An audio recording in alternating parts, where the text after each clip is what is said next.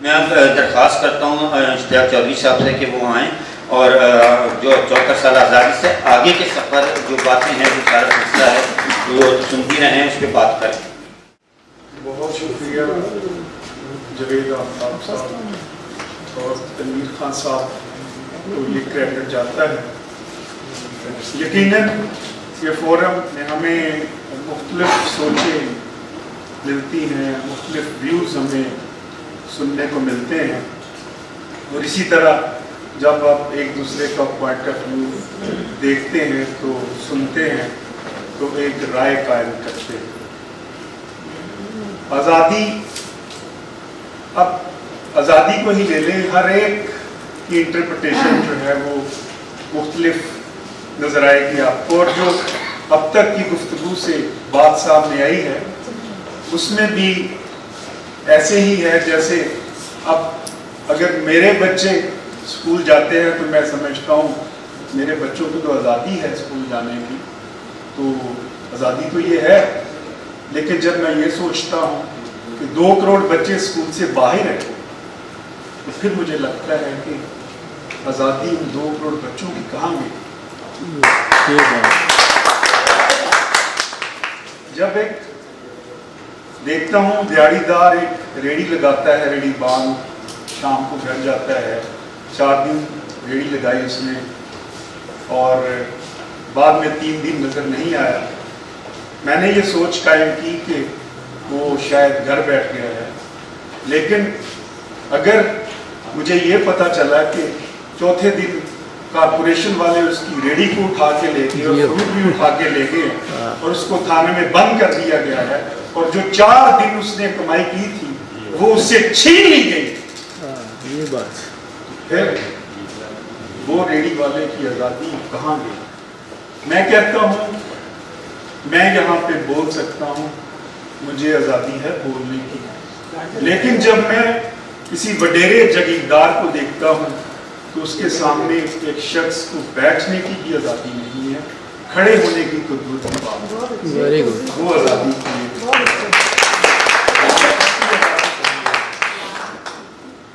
میں دیکھتا ہوں میں مزدور ہوں، ایڈوکیٹ ہوں، سپریم کورٹ میں مزدوری کرتا ہوں. اچھا، یہ مزدور بھی جب کی ڈیفینیشن جو ہے اس میں بھی بڑا ہمارے ساتھ دھوکہ ہوا ہے. ہمیں یہ کہہ کر، کیونکہ اس کو بھی ایکسپلین کرنا ضروری ہے، ہم سمجھتے ہیں کہ مزدور وہی ہے جس نے ریڑھی لگائی، ہم سمجھتے ہیں مزدور وہی ہے جس نے ایک بہت سارا 5 من کا وزن سر پہ اٹھایا ہوا ہے، وہ مزدور نہیں. یہ بھی سازش ہے. ہمیں جانچنا ہے اور یہ تفریق کرنی ہے کہ ہم میں سے ہر شخص جو محنت کرتا ہے، جو کام کرتا ہے، خواہ وہ جرنلسٹ ہے، خواہ وہ ٹیچر ہے، خواہ وہ بزنس مین ہے، خواہ وہ مینیجر ہے کسی فرم، جو شخص بھی کام کرتا ہے اس کام کے عوض اس کو اس کا معاوضہ ملتا ہے. کوئی ڈاکٹر ہے تو وہ مزدور ہے، وہ کام کرنے والا ہے. تو پھر آپ دیکھیں گے کہ 98% ہم ہیں جنہیں اقتدار سے باہر رکھا ہوا ہے، اور وہ 2% کون ہیں جس پہ جنہوں نے مزدوروں کا استحصال کیا. اس پہ کبھی لمبی بات کریں گے. واپس آتے ہیں موضوع کی طرف. میں دیکھتا ہوں کہ میں مزدوری کرتا ہوں، مجھے مزدوری ملتی ہے تو مجھے آزادی ہے، میری سوچ کہتی ہے کہ میں تو آزاد ہوں. لیکن جب میں یہ دیکھتا ہوں کہ 6 کروڑ جو مزدور تھے جو فارمل اور انفارمل سیکٹر کے اس کووڈ کے دوران جن کے ساتھ، اور جب مجھے یہ خبر ملتی ہے کہ 1000 ارب روپیہ، میں فیکٹس اینڈ فگرز پہ بات کر رہا ہوں، 1000 ارب کی ٹیکس ایگزمپشنز سرمایہ داروں کو دی جاتی ہے، فیکٹری اونر کو دی جاتی ہے، 100 فیکٹریوں کو دی جاتی ہے، لیکن 6 کروڑ مزدور پھر بھی کووڈ میں بیچارہ روٹی کو ترس رہا. تو ان 6 کروڑ مزدوروں کی آزادی کہاں ہے؟ وہ آزادی کس نے سلب کی؟ تو پھر ہمیں دیکھنا ہوگا. تو آزادی کو ہمیشہ ٹوٹیلٹی میں دیکھا جاتا ہے، انڈیویجویلٹی میں نہیں دیکھا جاتا کہ میرے حالات ٹھیک ہیں تو میں سمجھوں کہ میں آزاد ہوں، इस कोविड में ही 2.5 करोड़ जो फॉर्मल सेक्टर का था उसकी रोजी छीन लेगी। आप स्कूलों को देखें, स्कूल मालकान माजरत के साथ किसी की दिल आजारी ना हो जो चलाते हैं स्कूल को, वहां पे आधी तनख्वाह टीचर्स को दी गई। जहां पे 20 टीचर्स काम कर रही थी वहां 5 टीचर्स से काम लिया गया और वालिदैन को मजबूर किया गया कि वो पैसे दें। तो उनकी आजादी कहा गई। मेरी तालीम की आजादी, मैं अगर अपने बच्चे की फीस दे रहा हूं, मैं समझता हूं मुझे आजादी है, लेकिन उस माँ का क्या करें, जो उस बाप का क्या करें जो अपने बच्चे की फीस अदा नहीं कर सकता, उसकी आजादी कहां। मैं कहता हूं मेरे घर खाना पकता है, मुझे आजादी है, इससे बड़ी आजादी क्या होगी। लेकिन उस माँ का क्या करे जो अपने बच्चों समेत नहर में कूद जाती है, खुदकशी कर लेती है और किसी के कान पे चुन नहीं लेती। सो आजादी से मुराद, यही आजादी से मुराद ये नहीं है कि एक वतन से दूसरे, एक वतन की क्रिएशन हो गई, ट्रांसफर ऑफ पावर हो गया। आजादी चले उसको मान लें आजादी, लेकिन फिर भी इस पे इत्तेफाक करना होगा। हम टोटलिटी में जब देखेंगे तो ये आजादी हमारी अधूरी आजादी है। ठीक है, हमारा मुतालबा था हमें मुआशी आजादी, समाजी आजादी, मजहबी आजादी की वेव चलती है 1947 से पहले, जो 14 अगस्त 1947 को आई।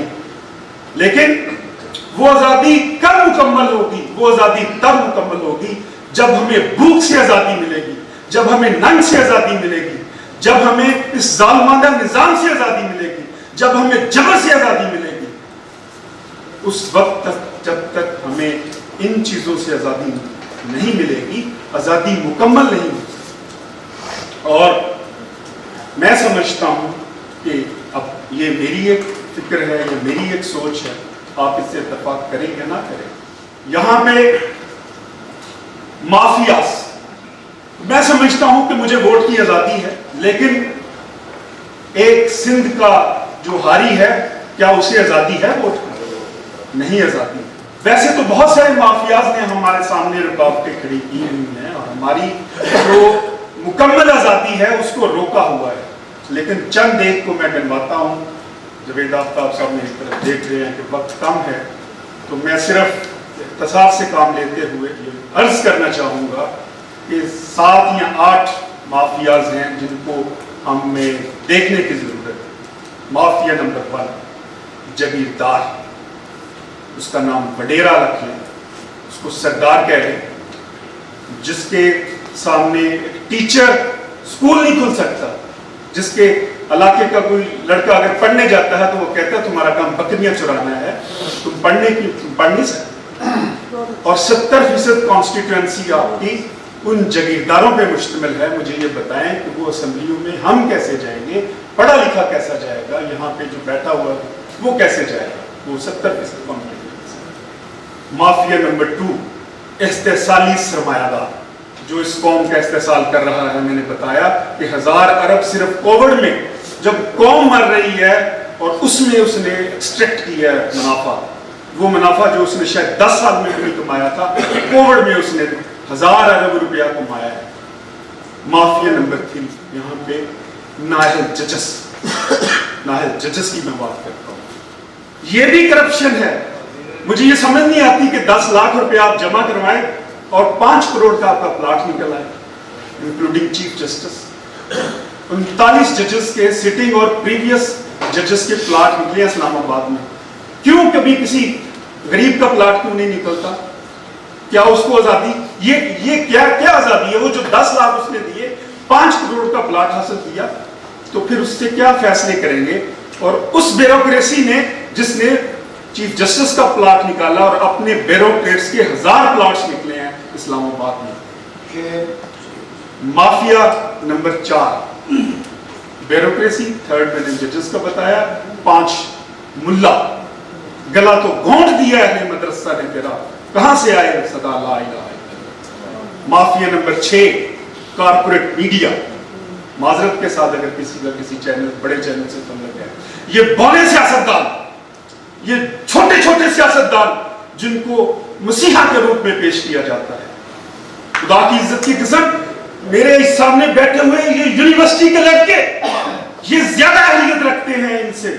ये जो बने बैठते हैं, ये जो समझते हैं कि हमने सियासत करनी, ना एजुकेशन पॉलिसी पे बोल सकते हैं, ना फॉरेन पॉलिसी पे बोल सकते हैं, क्या क्वालिफिकेशन है उनकी, लेकिन हमें ये कॉर्पोरेट मीडिया मिलके हमारी सोच को डेवलप करता है कि वो सिंध में तैयार हो रहा है, वो तुम्हारा मसीहा बनेगा, उसको मसीहा समझो, उसके नारे लगाओ। कोई पंजाब में कहता है कि इधर तैयार हो रही है लीडरशिप, आप इसको फॉलो करो। कॉर्पोरेट मीडिया ये दोनों सियासतदानों को ये प्रमोट करता है, और जो असल से पॉलिटिशियन जो, और हमारे बच्चों को क्या कहा जाता है, आपने नौकरी ढूंढनी है, आपने सियासत नहीं करनी, आप सियासत का नाम ना लें। और छठा माफिया, माजरत के साथ, फिर मैंने पहले माजरत कर लिया, हमारा सो कॉल्ड इंटेलिजेंस, हमारे सो कॉल्ड बेजमीर दानिश्वर जो अपना कलम बेचते हैं। हमें देखना होगा, जो ये कहता है कि गीदड़ की 100 साल जिंदगी में मजे ही मजे हैं, 27 लाख तनख्वाहें वसूल करते हैं, हम सब जानते हैं, नाम लेना हमारा शेवा नहीं, हमें उनको एक्सपोज करना होगा। तो फिर जाके अब इस नहज पे पहुंचे हैं हालात, मैं समझता हूं कि इस वक्त जब तक अब जरूरत है कि हमें, और इस प्लेटफॉर्म से मैं कहूंगा कि हमें अब नेशनल कंसेंसस की जरूरत है। इस तरह यह मुल्क आगे नहीं बढ़ सकता कि आप छोटे छोटे पॉलिटिशियन को बड़े बड़े मसीहा के रूप में पेश करें।